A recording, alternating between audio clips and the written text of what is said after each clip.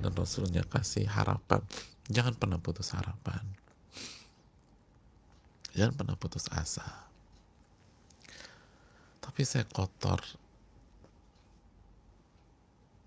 sekotor apapun, tapi dunia saya dunia hitam dulu, sehitam apapun. Asal kita tobat kepada Rabbul Alamin, maka Allah akan menerima. Dan bukan hanya menerima, gembiranya luar biasa jamaah, gembiranya luar biasa. Subhanahu wa ta'ala. Jadi inilah tugas kita, memberikan harapan, karena Allah dan Rasul kita Sallallahu Alaihi Wasallam senantiasa memberikan harapan, selalu memberikan harapan, khususnya bagi para pendosa, khususnya saudara-saudara kita melakukan kesalahan, khususnya saudara-saudara kita atau pihak-pihak yang melakukan hal-hal fatal. Pada saat nanti malam kita perbanyak doa, Allahumma innaka afuwun tuhibbul afwa fa'fu anni. Ingat hadis ini coba.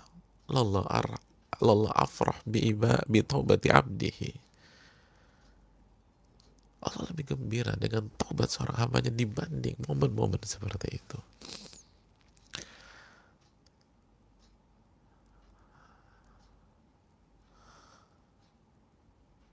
Oh subhanallah. Allah gak marah sama kita. Beda ya, manusia tuh kan kalau ada orang buat salah sama dia, dia marah, dia ungkapin dulu marah. Mungkin dia maafin, tapi dia marah-marah dulu. Allah udah langsung senang deh, Allah langsung senang, subhanallah. Gak, kalau kita tobat nggak ada menit marahnya, udah senang. Subhanahu wa ta'ala. Allah gembira.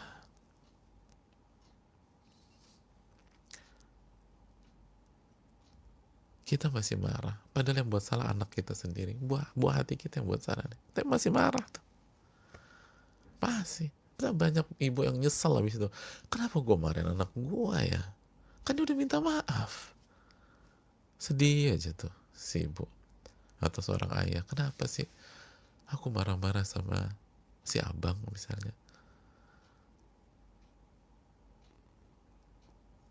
atau aku marah-marah sama kakak, kan dia minta maaf, tapi masih kita marahin.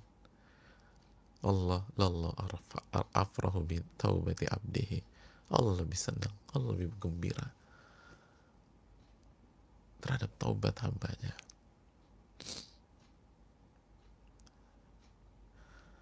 Oh, itu pelajaran besar jamaah. Pelajaran yang berikutnya, hadits ini menjelaskan sur'atu qabulillahi taubata abdihi ta'bid. Bagaimana Allah benar-benar cepat merespon taubat dari hambanya dengan menerima taubat tersebut. Wa yu'amiluhu mu'amalata man yafrahu bih, dan berinteraksi dengan hamba yang bertobat itu dengan interaksi orang yang gembira sama seseorang. Ini dijelaskan oleh Imam Al-Qurtubi. Pelajaran ini luar biasa. Imam Qurtubi menjelaskan kepada kita. Kita kan sering kalau buat salah tuh sama sosok tersebut, kita ditunda-tunda. Bu, maafin saya bu ya. Nanti deh, nanti. Besok aja ya, saya lagi sibuk. Subhanallah. Pak, saya mohon maaf ya. Udah, jangan sekarang. Minggu depan aja kita ketemu lagi. Minggu depan. Jadi kita dibuat tersiksa seminggu tuh. Subhanallah. Saya ini lagi sibuk. Jangan bahas masalah ini. Emangnya saya cuma ngurusin kamu doang? Udah diserang lagi. Udah minta maaf, nggak direspon langsung, diserang balik pula. Ya Allah. Terus kapan saya bisa bicara? Nanti. Dicuekin. Allah enggak. Allah enggak, jemaah. Allah Ar-Rahman Ar-Rahim. Yang Maha Pengasih lagi Maha Penyayang. Allah Al-Ghaffar, Al-Ghafur, Allah Al-Af. Langsung direspon. Sebagaimana lihat analogi yang Nabi sampaikan. Begitu ngeliat ontanya, langsung dipegang tuh tali kekang, langsung direspon. Sampai salah ngomong. Begitu ngeliat tuh onta, balik lagi dipegang. Langsung direspon. Gue bilang, lo onta, aduh gue ngantuk banget ya nanti. Lu kenapa? Tadi ngilang begitu. Aneh nih, panik. Udah aku mau tidur dulu ya. Nanti 2 jam lagi kita ngobrol. Gak ada kan begitu. Gak ada. Begitu ngeliat, oh lontat. Dia aneh udah panik. Udah deh ngantuk dulu, Anda mau tidur dulu ya. Lo ngiter-ngiter aja dulu entak ya. Nanti 3 jam lagi kita ngobrol lagi nih. Gue mau denger cerita lo. Lo kemana aja sih tadi? Gak begitu, jamaah. Begitu ontaknya muncul, langsung dipegang tuh ontak. Allahu Akbar. Langsung dipegang. Nggak dianggurin tuh ontak. Dipegang udah. Tali kekang. Nggak boleh kemana-mana nih ontak. Ya Allah. Tali kekangnya dipegang.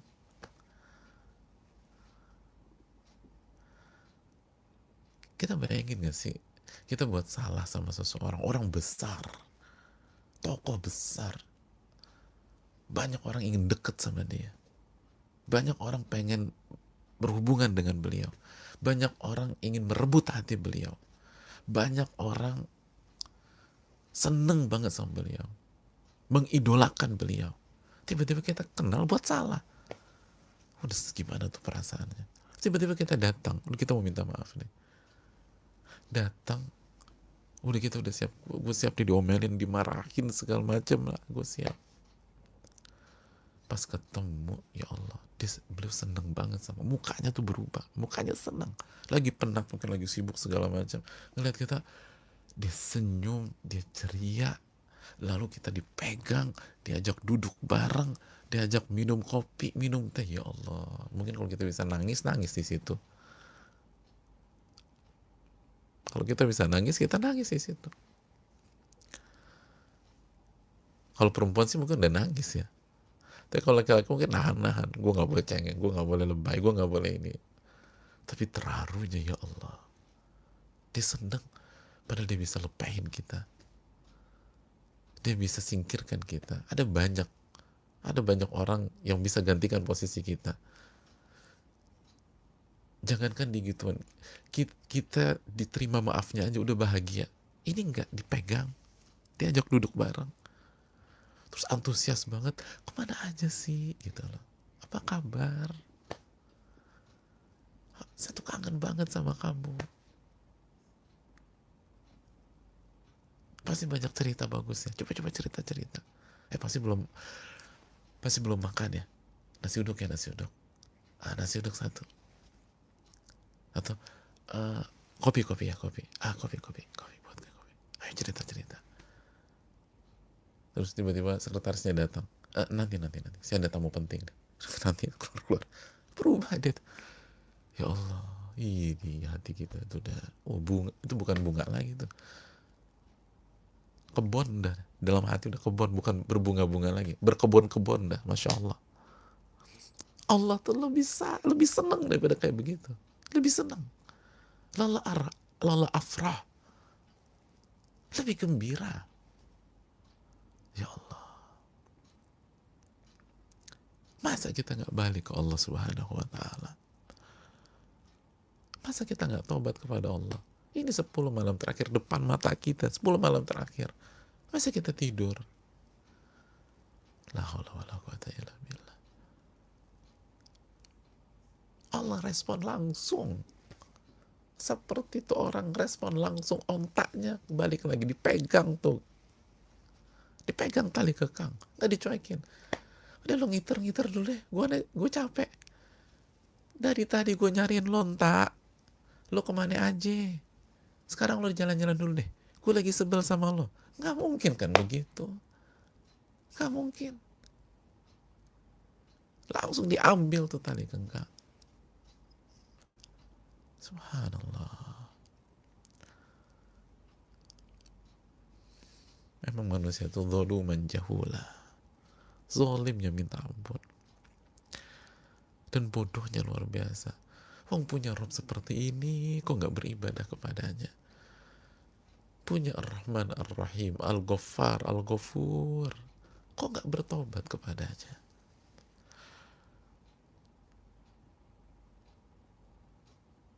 Nastaghfiruhu wa natubu ilaih. Semoga Allah ampuni dosa-dosa kita.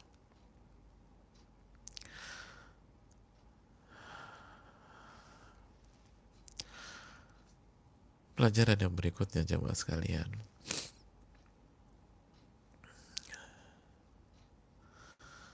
Hadis ini memberikan pelajaran kepada kita pentingnya sebuah harapan. Pentingnya sebuah harapan dalam kehidupan manusia. Karena hadis ini kata para ulama membuka pintu harapan yang sangat besar kepada seorang anak manusia.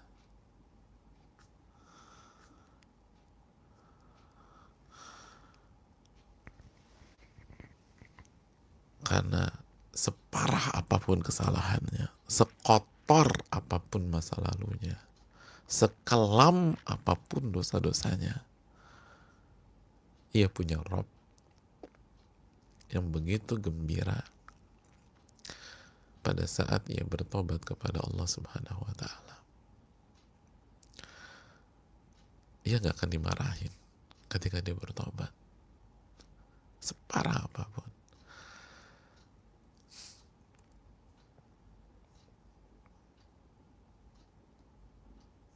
Saya kenal dengan beberapa teman waktu dulu itu, waktu sekolah itu, ketika dia pakai mobil orang tuanya terus nabrak, dia nggak berani pulang. Emang nabrak, dia pinjam tuh, nabrak, apalagi minjemnya nggak bilang-bilang, lo main ambil kunci mobil keluar, ya biasa jalan-jalan, nabrak, nggak berani pulang. Lo kenapa nggak pulang? Gue kalau pulang bokap gue pasti ngamuk sama gue, itu mobil kesayangannya.